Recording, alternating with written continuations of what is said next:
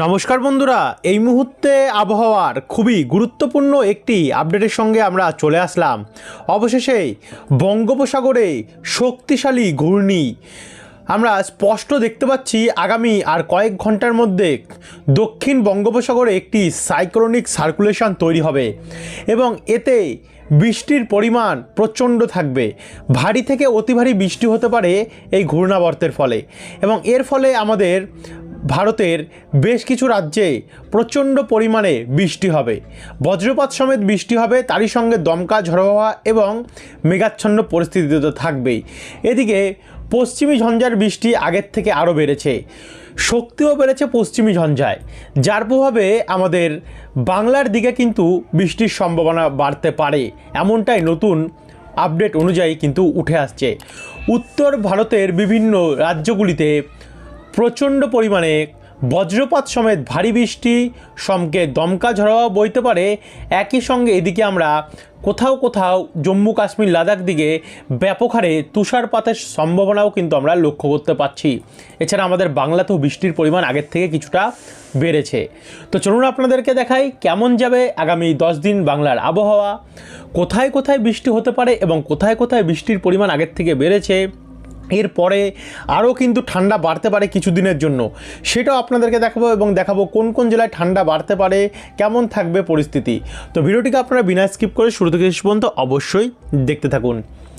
ভিডিওটিকে আপনারা কোন জেলা থেকে দেখছেন, আপনাদের জেলায় আজ আবহাওয়া পরিস্থিতি কেমন চলছে, নিচে আমাদেরকে কমেন্ট বক্সে কমেন্ট করে জানাতে ভুলবেন না, এবং ভিডিওটি ভালো লাগলে লাইক করে দিয়ে আমাদের চ্যানেলটিকেও সাবস্ক্রাইব করে কিন্তু রাখতে ভুলবেন না। তো চলুন এবারে আমরা ভিডিওটিকে শুরু করি। সর্বপ্রথম আমরা আপনাদেরকে দেখাচ্ছি 23 তারিখের ভোরের থেকে। 23 তারিখ ভোরবেলা একটি পশ্চিমী ঝঞ্ঝা, প্রচণ্ড শক্তিশালী পশ্চিমী ঝঞ্ঝা কিন্তু আসবে আমাদের ভারতে, উত্তর ভারতে এসে আছড়ে পড়বে, যার ফলে এই পুরো উত্তর ভারতটুকু কিন্তু প্রচণ্ড পরিমাণে মেঘাচ্ছন্ন থাকতে পারে। এই উত্তর ভারতের রাজ্যগুলিতে কিন্তু ব্যাপক হারে ভয়ঙ্করভাবে মেঘাচ্ছন্ন পরিস্থিতি তৈরি হতে চলেছে আগামী আর কয়েক ঘন্টার মধ্যে।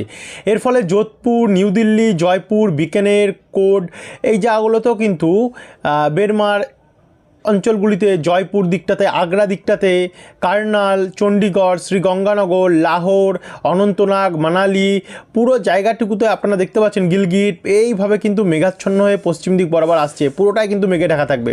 এবং এইদিকে আবার নাগপুর দিকটাতে অনেকটাই, আকলা, নাগপুর, ইন্দোর, আমরা বাংলার আপডেটও আসছে, একটু ধৈর্য ধরে দেখতে থাকুন, সমস্ত আপডেটই কিন্তু আপনাদের কাছে আমরা তুলে ধরবো। তো এখান থেকে একটু একটু করে যদি আমরা এগিয়ে যাই, আমরা এই পশ্চিমী ঝঞ্ঝাটা একটু পরে দেখাচ্ছি, আগে আমরা এই ঘূর্ণাবর্তটা দেখাই। তো ঘূর্ণাবর্তের ফলে দেখুন আমরা দেখতে পাচ্ছি ব্যাপক হারে প্রভাব কিন্তু আমাদের ভারতের উপকূল অঞ্চলগুলিতে পড়বে।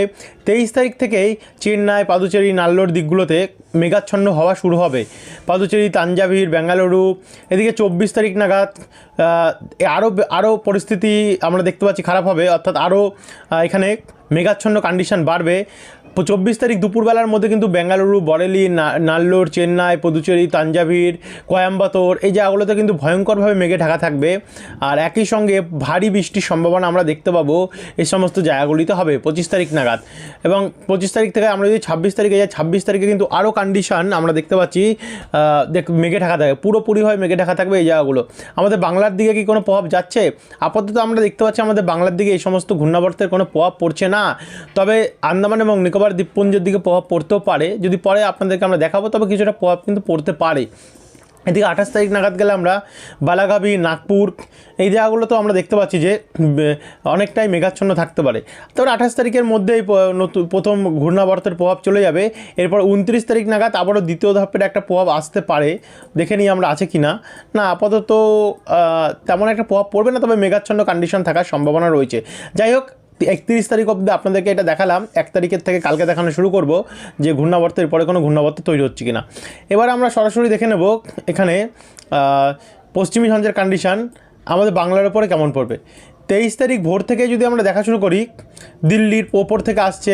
23 তারিখের পর আমরা যদি 24 তারিখ দেখি শনিবার কিন্তু আমাদের উত্তরবঙ্গের জেলাগুলিতে কিছু কিছু জায়গায় মেঘলা এবং অসমের দিকটাতে প্রচণ্ড পরিমাণে মেঘাচ্ছন্ন থাকবে। এখান থেকে 24 তারিখ থেকে আমরা যদি আস্তে আস্তে করে যাই, দেখুন 25 তারিখ নাগাদ কিন্তু প্রচণ্ড পরিমাণে আমরা মেঘাচ্ছন্ন উত্তরবঙ্গে দেখতে পাবো। তারই সঙ্গে সঙ্গে হলদিবাড়ির ওপরে আমরা মেঘের কন্ডিশন দেখতে পাবো।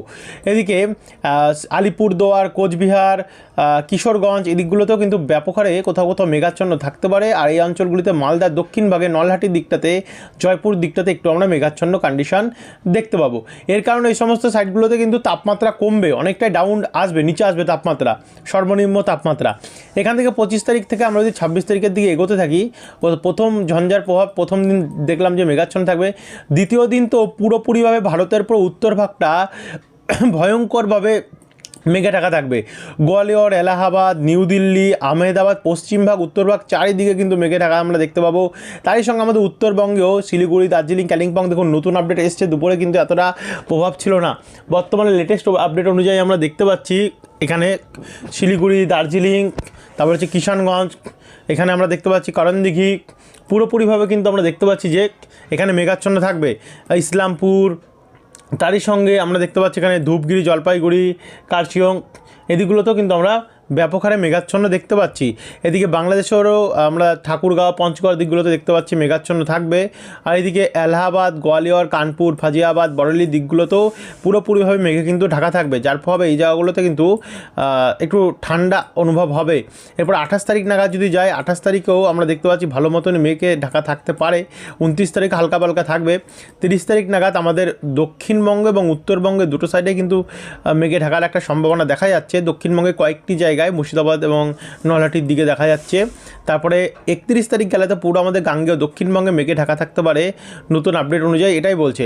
কলকাতা, চন্দননগর, শান্তিপুর, আরামবাগ, খড়গপুর, কোলাঘাট, হলদিয়া, বাঁকুড়া, পুরুলিয়া, কাটোয়া, শান্তিপুর, নলহাটি এদিকগুলোতে পুরোপুরিভাবে মেঘে ঢাকা থাকবে। একই সঙ্গে মালদা, গোয়ালপাড়া, আলিপুরদুয়ার, শিলিগুড়ি, উত্তর দিনাজপুর, দক্ষিণ দিনাজপুর এদিকগুলোতেও কিন্তু পুরোপুরিভাবে মেঘে ঢাকা থাকবে।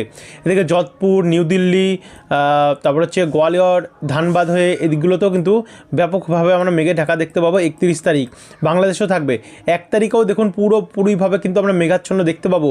বৃষ্টিটা আপনাদেরকে এখনই আমরা দেখাচ্ছি বজ্রবিদ্যুৎ মোডে এসে।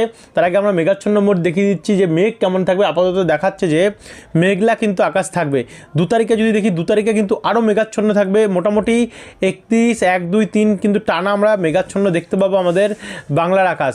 3 তারিখ যদি দেখি, 3 তারিখে একটু ক্লিন হবে। 4 তারিখেও পরিষ্কার হচ্ছে কিছুটা, এবং 5 তারিখ আবার 3, 4, 5 কিন্তু আবার আমরা উত্তরবঙ্গে দেখতে পাচ্ছি মেঘাচ্ছন্ন কন্ডিশন থাকবে। এ হচ্ছে ঘূর্ণাবর্ত পশ্চিমী ঝঞ্ঝার পরিস্থিতি। এবার যদি আমরা বজ্রবিদ্যুৎ মোডে যাই, বজ্রবিদ্যুৎ মোডে আমরা বৃষ্টির আপডেট দেখা শুরু করি। তো এখানে দেখা যদি শুরু করি, এখানে দেখুন উত্তরবঙ্গ মোটামুটি 23 তারিখ থেকে তো ব্যাপক বৃষ্টি দেখা যাচ্ছে। 24 তারিখ নাগাদ এই প্রথম ঝঞ্ঝাটার প্রভাবটা কাটবে। এর ঝঞ্ঝার ফলে আমাদের বাংলায় তেমন বৃষ্টি নেই, দার্জিলিংয়ের আশেপাশে হালকা হালকা বৃষ্টি হতে পারে।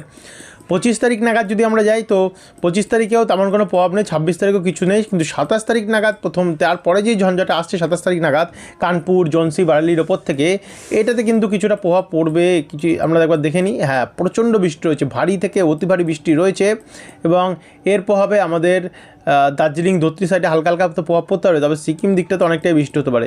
তারপরে এর প্রভাবে আমরা আমাদের কার্শিয়ং দিকটাতেও হালকা মাঝারি বৃষ্টি দেখতে পাচ্ছি। কালিম্পংয়ের দিকটাতেও হালকা মাঝারি বৃষ্টির সম্ভাবনা আমরা দেখতে পাচ্ছি রয়েছে।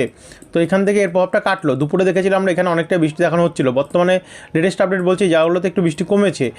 এবার 31 তারিখে যদি আমরা দেখি, তো 31 তারিখ নাগাদও কিন্তু আমরা দেখতে পাচ্ছি আমাদের তেমন কোনো বৃষ্টি নেই। 1 তারিখেও কিছু নেই। 1 তারিখের পর 2 তারিখে একটি প্রভাব আসছে, যেটা গোয়ালিয়র ওপর থেকে দেখতে পাচ্ছেন ভারী বৃষ্টি নিয়ে আসছে, উত্তর ভাগ হয়ে আসছে, পূর্ব ভাগের দিকে এগাচ্ছে, যার ফলে এর প্রভাবে কিন্তু আমাদের দার্জিলিং দিকটাতে বৃষ্টি বাড়বে, সিকিম দিকটাতে বৃষ্টি বাড়বে। তারই সঙ্গে সঙ্গে এখানে পাটনা এই জায়গাগুলোতে কিন্তু দরভাঙ্গা দিকে বৃষ্টি বাড়বে। এদিকে ভাগলপুর দিকে অনেকটা বৃষ্টির সম্ভাবনা আমরা দেখতে পাচ্ছি। আগের থেকে দেখুন বৃষ্টির পরিমাণ কিন্তু বেড়েছে, অনেকটাই বেড়েছে। এদিকে দার্জিলিং, কালিম্পং দিকে হালকা মাঝারি বৃষ্টির সম্ভাবনা থাকবে। তো এরপর আমরা একটু এগিয়ে যাবো, 4 তারিখ নাগাদ দেখবো 4 তারিখে কী হতে পারে। মোটামুটি 4 তারিখ নাগাদও কিন্তু এই দেখুন আবারও বৃষ্টি আসছে। এখানে পুরুলিয়ার দিকে বৃষ্টি আসছে। পুরুলিয়া, হুড়া, বলরামপুর, রঘুনাথপুর, দক্ষিণবঙ্গেও কিন্তু আমরা বৃষ্টির সম্ভাবনা দেখতে পাচ্ছি রয়েছে। এদিকে রাঁচির ওপর দিয়ে, অর্থাৎ ঝাড়খণ্ডের ওপর দিয়ে একটা প্রভাব আসছে। তবে এই যে প্রভাবটা আপনাদেরকে দেখালাম, যার জন্যই মেঘাচ্ছন্ন কিন্তু হচ্ছে আমাদের বাংলা। তো এই প্রভাবটা কিন্তু সময়ের সাথে সাথে পরিবর্তন হবে, অর্থাৎ শক্তি বাড়াতেও পারে অথবা কমাতেও পারে। শক্তি বাড়ালেও দেখাবো, কমালেও দেখাবো। তার জন্য কিন্তু আপনাদেরকে সাবস্ক্রাইব করে রাখতে লাগবে, কারণ আমরা 5 তারিখ অবধি লাস্ট আপডেট পাচ্ছি তাতে কিন্তু দেখাচ্ছে একটি পশ্চিমী ঝঞ্ঝা আমাদের বাংলার দিকে আসছে, পরবর্তী সময় এটাতে শক্তি বাড়তে পারে এবং বৃষ্টির পরিমাণ আমাদের বাংলায় বাড়তে পারে। তো বাড়লে অবশ্যই আপনাদেরকে জানিয়ে দেবো। আপাতত দেখাচ্ছে বৃষ্টির সম্ভাবনা রয়েছে আমাদের গাঙ্গেয় দক্ষিণবঙ্গে মেঘলার সঙ্গে।